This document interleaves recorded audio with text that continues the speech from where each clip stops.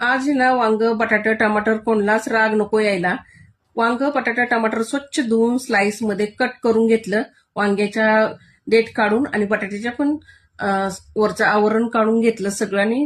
मस्त असं स्लाइस करून कढईमध्ये ठेवून आहे ना तेल टाकून वाफेवरती शिजायला ठेवलं. इकडे मिरची लसूण आणि मीठ घालून मिक्सरला फिरून घेतलं. आता कढईमधलं वांग बटाटा टमाटर चांगलं सॉफ्ट झालंय, चांगलं मॅश करून घेतलं.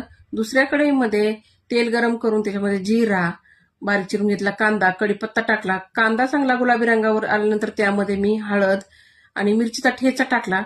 हिंग आणि कोथिंबीर टाकली. खमंग असं परतून घेऊन ना त्यामध्ये ना मॅश केलेला वांग बटाटा आणि टमाटर टाकलं, परतून घेतलं.